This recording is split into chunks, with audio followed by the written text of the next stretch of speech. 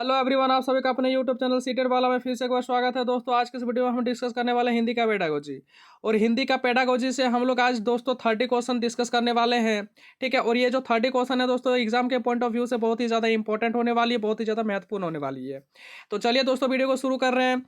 और वीडियो को शुरू करने से पहले दोस्तों, यदि हमारे चैनल पर आप लोग नए हैं तो दोस्तों हमारे चैनल को सब्सक्राइब कीजिए, फटाफट एकदम सब्सक्राइब कीजिए, अपने दोस्तों के साथ शेयर कीजिए ज़्यादा से ज़्यादा। और वीडियो के अंत में एक प्यारा सा लाइक जरूर कीजिएगा दोस्तों, क्योंकि आपका एक प्यारा सा लाइक करना ही हमारा मेहनत का फल होता है दोस्तों। तो चलिए दोस्तों, वीडियो को शुरू कर रहे हैं। ठीक है, और यहाँ पे देखिए दोस्तों, मैंने हिंदी का पेडागोजी लेकर के आया हूँ। ठीक है, अब हिंदी का कोर्स एकदम लगातार चलेगा दोस्तों। ठीक है, उसके बाद मतलब 1 से लेकर के 7-8 दिन तक हिंदी का कोर्स एकदम लगातार चलेगा। उसके बाद फिर साइकोलॉजी का चलेगा, मैथ्स का चलेगा, सबका चलेगा दोस्तों। ठीक है, अब रेगुलर होगी दोस्तों। ठीक है, चलिए तो वीडियो को शुरू कर रहे हैं दोस्तों। ठीक है, क्वेश्चन में क्या लिखा हुआ दोस्तों, देखिए फर्स्ट क्वेश्चन क्या है। बड़ा ही अच्छा क्वेश्चन है दोस्तों, और बहुत ही ज़्यादा इंपॉर्टेंट क्वेश्चन है। ये एकदम एग्जाम के पॉइंट ऑफ व्यू से बहुत ही ज़्यादा इंपॉर्टेंट क्वेश्चन है दोस्तों।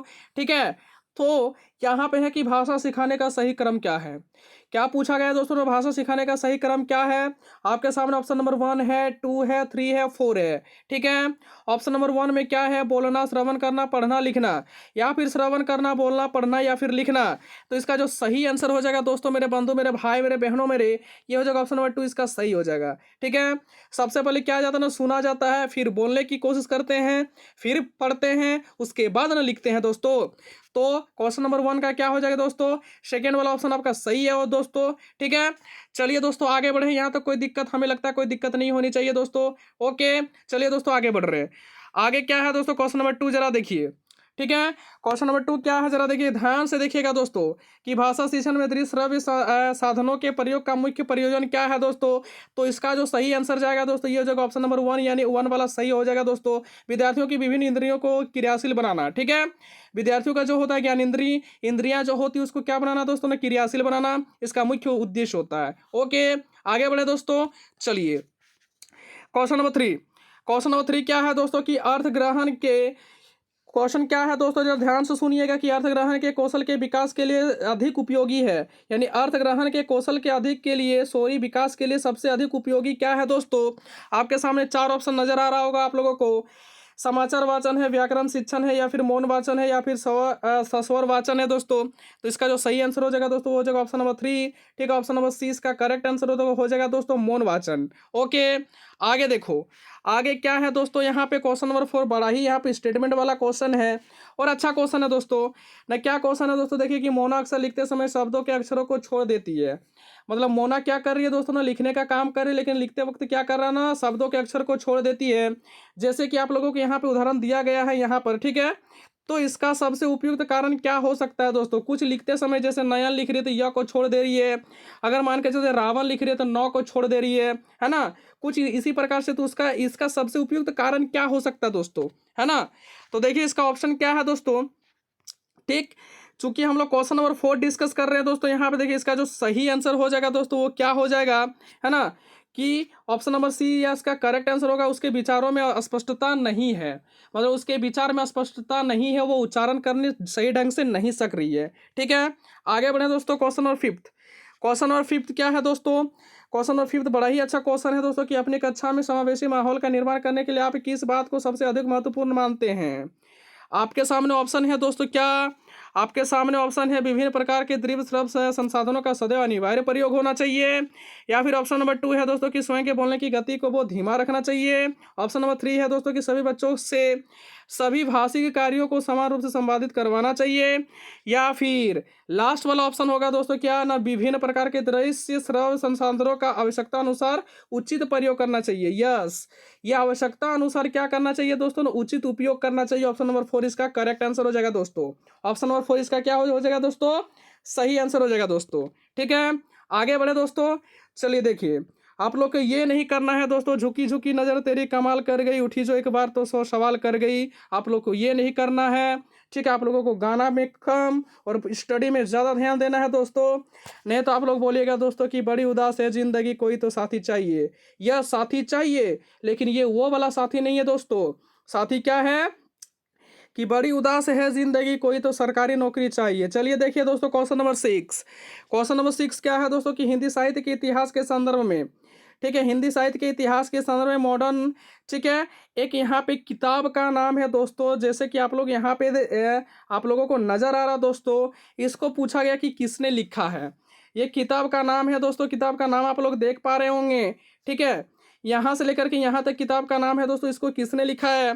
तो इसका जो सही आंसर हो जाएगा दोस्तों वो क्या हो जाएगा, ऑप्शन नंबर 2 इसका करेक्ट आंसर है, ठीक है। आगे बढ़े दोस्तों, चलिए आगे क्या है, क्वेश्चन नंबर 7, ठीक है, sorry question number 8। Question number 8 क्या है दोस्तों, जरा देखिएगा। क्वेश्चन नंबर 8 है कि उच्च प्राथमिक स्तर पर हिंदी भाषा शिक्षण का एक सर्वाधिक महत्वपूर्ण उद्देश्य है, इसका क्या उद्देश्य होता है दोस्तों, ठीक है। इसका क्या उद्देश्य होता है दोस्तों, क्या आपके सामने 4 ऑप्शन रखा है, क्या ऑप्शन 1 सही होगा, ऑप्शन नंबर 2 सही होगा, या फिर ऑप्शन नंबर 3 सही होगा, या फिर ऑप्शन नंबर 4 सही होगा। तो इसका जो सही आंसर हो जाएगा दोस्तों क्या होना चाहिए, बच्चों में समझ के साथ पढ़ने और लिखने की क्षमता का क्या होना चाहिए, विकास करना, ठीक है। ये मुख्य उद्देश्य होता है दोस्तों। ये question number 4 sorry option number 4 जो है ये करेक्ट हो जाएगा, ठीक है। आगे बढ़े दोस्तों, question number 9। Question number 9, question number 9 क्या है दोस्तों कि भाषा सिखाने में सबसे बड़ा बाधक तत्व हो सकता है। भाषा सिखाने में सबसे बड़ा बाधक तत्व क्या होता है दोस्तों, क्या आपके सामने फर्स्ट ऑप्शन वो वाला सही है, या फिर ऑप्शन नंबर 2 सही है, या फिर ऑप्शन नंबर 3 सही है, या फिर ऑप्शन नंबर 4 सही है। यहाँ पे कौन सा ऑप्शन सही है दोस्तों, ठीक है। और आपके सामने यहाँ पे ठीक क्वेश्चन नंबर 9 डिस्कस कर रहा हूँ दोस्तों। तो इसका जो सही आंसर हो जाएगा दोस्तों क्वेश्चन नंबर 9 का, वो क्या हो जाएगा, भाषा में आकलन, ठीक है, भाषा में आकलन। आगे देखो दोस्तों, क्वेश्चन नंबर 10। क्वेश्चन नंबर 10 क्या है दोस्तों कि भाषा शिक्षक में होना आवश्यक नहीं है। तो भाषा शिक्षण में क्या नहीं होना आवश्यक है दोस्तों, आपके सामने 4 ऑप्शन दिया है। क्या व्याकरण का ज्ञान नहीं होना चाहिए, या फिर सुंदर लेख नहीं होना चाहिए, या फिर विषय और मूल्यांकन विधियों का ज्ञान नहीं होना चाहिए। ये सभी तो होना अनिवार्य है दोस्तों। ये 1 2 3 ये सभी का होना अनिवार्य है। ऑप्शन नंबर 4 जो है रसायनों का ज्ञान, ये होना उतना आवश्यक नहीं है दोस्तों। तो इसका करेक्ट आंसर क्या हो जाएगा दोस्तों, क्वेश्चन नंबर 10 का ऑप्शन नंबर 4 इसका करेक्ट हो जाएगा। आगे बढ़े दोस्तों, चलिए दोस्तों आगे बढ़ रहे हैं। Question number 11। क्वेश्चन नंबर 11 क्या है दोस्तों कि गद्य शिक्षण में काठिन्य निवारण किया जा सकता है। काठिन्य निवारण किया जा सकता है किसके द्वारा, चित्र दिखा करके, या फिर वस्तु को प्रत्यक्ष दिखा करके, या फिर ऑप्शन नंबर 3 है मॉडल दिखा करके, या फिर उपरोक्त सभी।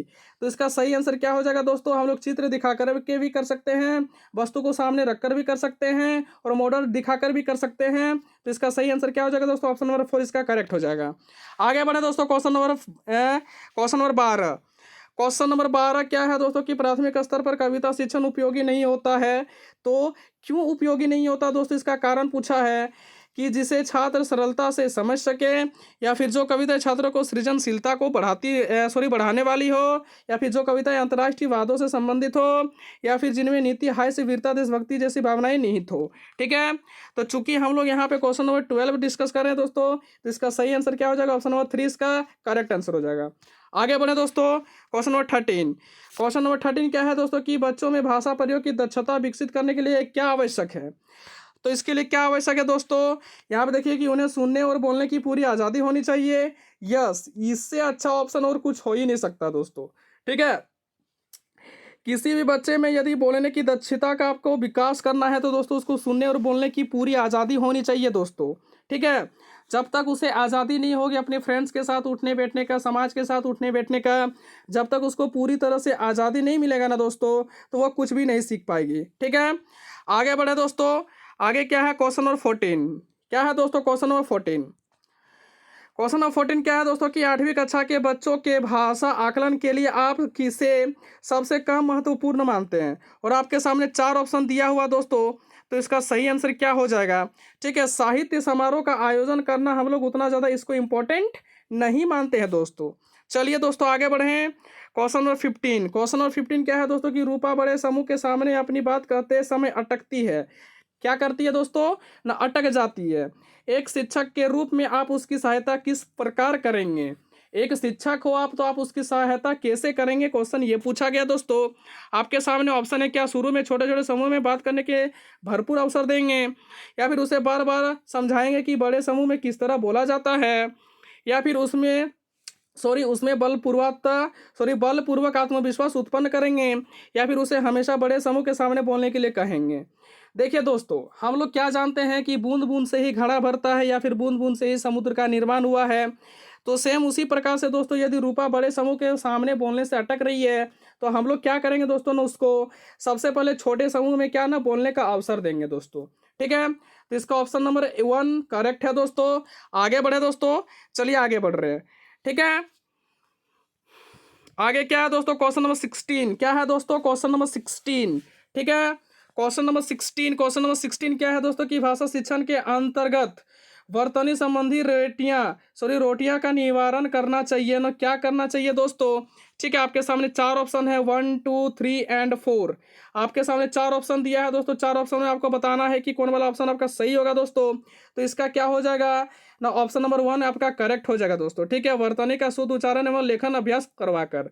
ओके, आगे देखो क्वेश्चन नंबर 17 क्या है दोस्तों कि उच्च प्राथमिक स्तर पर भाषा सीखने सिखाने की प्रक्रिया में, ठीक है, की उपेक्षा बिल्कुल नहीं की जा सकती है। किसकी उपेक्षा हम लोग नहीं कर सकते दोस्तों।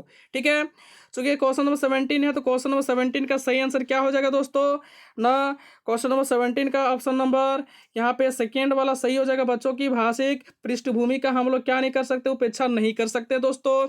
आगे बढ़े दोस्तों, इसमें कोई दिक्कत होनी चाहिए, हमें लगता है कोई दिक्कत नहीं है दोस्तों। ठीक है, वर्णों के उस समूह को जिससे कोई निश्चित अर्थ निकलता है उसे क्या कहा जाता है दोस्तों। तो इसको क्या कहा जाता है दोस्तों, उसको हम लोग शब्द बोलते हैं। इसका ऑप्शन नंबर 1 इसका करेक्ट है दोस्तों। उसको हम लोग क्या बोलते हैं, उसको हम लोग शब्द बोलते हैं दोस्तों। आगे बढ़े दोस्तों, यहाँ तक तो आपको क्लियर है दोस्तों, हमें लगता है कोई किसी प्रकार का कोई दिक्कत नहीं होनी चाहिए दोस्तों। ठीक है, क्वेश्चन नंबर 19 क्या है दोस्तों कि द्वितीय भाषा शिक्षण की तुलनात्मक विधि है, तो उस विधि को क्या बोलते हैं दोस्तों ना, वयुतिरेकी विधि बोलते हैं। ठीक है, वयुतिरेकी विधि बोलते हैं। इसका ऑप्शन नंबर 1 आपका करेक्ट है। आगे बढ़ें, क्वेश्चन नंबर 20 क्या है दोस्तों कि मापन किया जाता है, मापन कहाँ पर किया जाता है दोस्तों। आपके सामने 4 ऑप्शन है, क्या मूल्यांकन में किया जाता है, या फिर कक्षा शिक्षण में किया जाता है, या फिर निदात्मक परीक्षण में किया जाता है, या फिर वार्षिक परीक्षा में किया जाता है। तो इसका जो सही आंसर हो जाएगा दोस्तों वो क्या हो जाएगा ना, वार्षिक परीक्षा में किया जाता है मूल्यांकन। ठीक है, ऑप्शन नंबर 4 इसका करेक्ट हो गया। आगे बढ़ें, क्वेश्चन नंबर 21 है कि दोस्तों कि किसका संबंध बोलने के कौशल के विकास से नहीं है। तो यहाँ पे देखिए दोस्तों कि इसका सही आंसर क्या हो जाएगा दोस्तों, प्रतिलिपि का विकास करना बोलने से कोई भी संबंध नहीं है दोस्तों। ठीक है, आगे बढ़े दोस्तों, क्वेश्चन नंबर 22 क्या है दोस्तों कि भाषा कौशलों में सबसे पहले किस कौशल का विकास करना चाहिए, क्या वाचन का, लेखन का, या फिर श्रवण का, या फिर उच्चारण का। तो क्वेश्चन नंबर 22 का जो सही आंसर हो जाएगा दोस्तों क्या ना, सबसे पहले सुनने का मतलब सुनाई देने वाला का विकास करना चाहिए, यानी श्रवण का विकास करना चाहिए। ठीक है, आगे देखो दोस्तों क्वेश्चन नंबर 23 क्या है दोस्तों कि कौन कथन संगत नहीं है।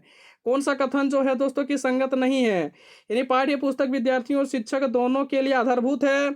और ऑप्शन नंबर 2 में दिया गया है क्या दोस्तों ना कि पाठ्य पुस्तक अच्छा शिक्षण का प्रमुख साधन है, या फिर ऑप्शन नंबर 3 जो क्या है दोस्तों कि पाठ्य पुस्तक शिक्षण का साधन है साध्य नहीं, या फिर ऑप्शन नंबर 4 कि पाठ्य पुस्तक शिक्षण का साध्य है साधन नहीं।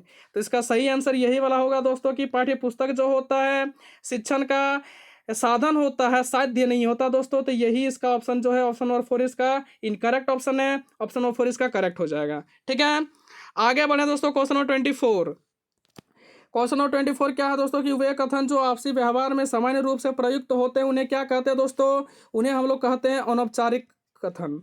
कौन सा कथन दोस्तों, अनौपचारिक कथन। ठीक है, आगे बढ़े दोस्तों, और आज की इस वीडियो का लास्ट क्वेश्चन दोस्तों कि हिंदी शिक्षण में उपलब्धि की जांच की जा सकती है। तो हिंदी शिक्षण में उपलब्धि की जांच कैसे करेंगे हम लोग दोस्तों न, क्या न उपलब्धि परीक्षण से। किससे दोस्तों, उपलब्धि परीक्षण से। ठीक है, तो ये था दोस्तों कि हिंदी पेडागोजी का क्वेश्चंस दोस्तों। उम्मीद करेंगे कि ये वीडियो आप लोगों को अच्छा लगा होगा दोस्तों। यदि वीडियो अच्छा लगा है तो दोस्तों हमारे चैनल को ज़्यादा से ज़्यादा सब्सक्राइब कीजिए, अपने दोस्तों के साथ इसे शेयर कीजिए, और अंत में प्यारा से एक लाइक कीजिए। ठीक है, तो आज की इस वीडियो में इतना ही दोस्तों, और वीडियो के अंत में दोस्तों जय हिंद जय भारत।